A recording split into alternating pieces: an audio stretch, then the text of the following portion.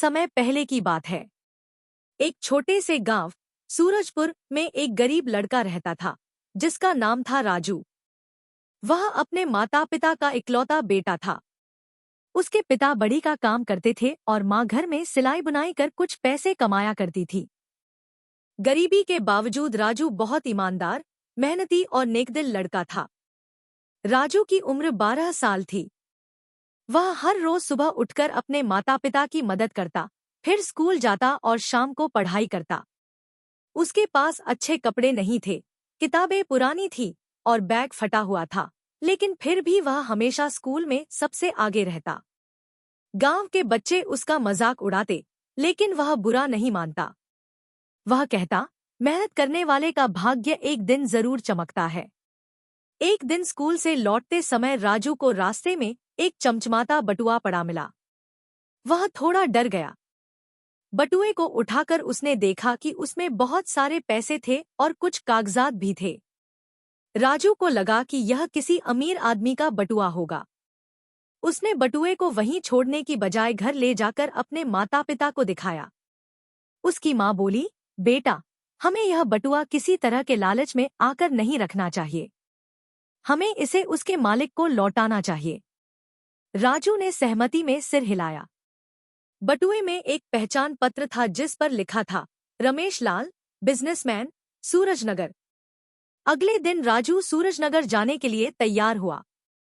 सूरजनगर गांव से करीब 10 किलोमीटर दूर था। राजू ने पैदल चलने का निश्चय किया, क्योंकि उसके पास बस का किराया नहीं था।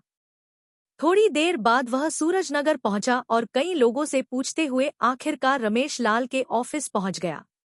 गार्ड ने उसे रोका, लेकिन जब राजू ने बटुए के बारे में बताया तो उसे अंदर बुला लिया गया। रमेश लाल बटुआ देखकर हैरान रह गए। उन्होंने राजू से पूछा, बेटा, क्या तुम्हें इसमें से पैसे लेने का मन नहीं किया? राजू बोला, नहीं सर, मेरे माता पिता ने मुझे सिखाया है कि चोरी करना पाप है। रमेश लाल उसकी बात सुनकर बहुत प्रभावित हुए। उन्होंने राजू को गले लगाते हुए कहा, तुम जैसे बच्चे ही देश का भविष्य हो। रमेश लाल ने राजू को इनाम में 5,000 रुपए देने चाहे, लेकिन राजू ने विनम्रता से मना कर दिया। मैंने यह काम किसी इनाम के लिए नहीं किया था, राजू बोला। रमेश लाल मुस्कराए और बोले, ठीक है, तो मैं तुम्हारे लिए कुछ और करना चाहता हूँ। क्या तुम पढ़ाई करना चाहते हो? राजू की आंखें चमक उठीं। हाँ सर, यह मेरा सपना है। रमेश लाल ने उसी समय राजू की पढ़ाई की सारी जिम्मेदारी उठाने का वादा किया। अब राजू को किताबें, कपड़े और एक नया स्कूल बैग मिला।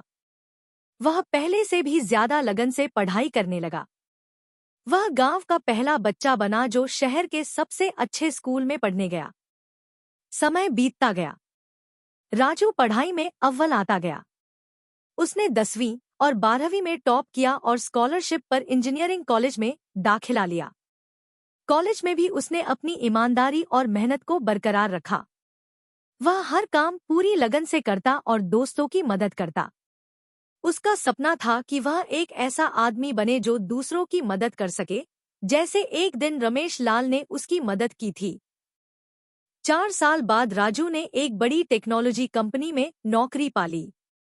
वह महीने में लाखों कमाने लगा, लेकिन उसने अपने माता पिता और गांव को नहीं भुलाया।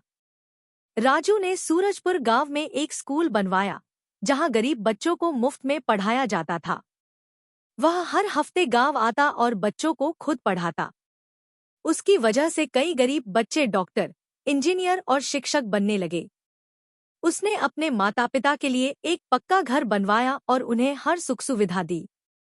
एक दिन राजू को पता चला कि रमेश लाल बीमार हैं और अस्पताल में भर्ती हैं। वह तुरंत शहर पहुंचा और उनका इलाज करवाया। रमेश लाल ने कहा, बेटा, तुम्हें देखकर मुझे लगता है कि मैंने सही व्यक्ति की मदद की थी।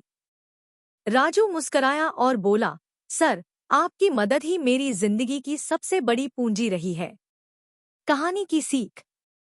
ईमानदारी, मेहनत और निष्ठा से किया गया हर काम अंततः फल जरूर देता है। अगर राजू चाहता तो उस बटुए को रख सकता था, लेकिन उसने सही रास्ता चुना। उसकी ईमानदारी ने न केवल उसकी जिंदगी बदली, बल्कि पूरे गांव का भविष्य बदल दिया।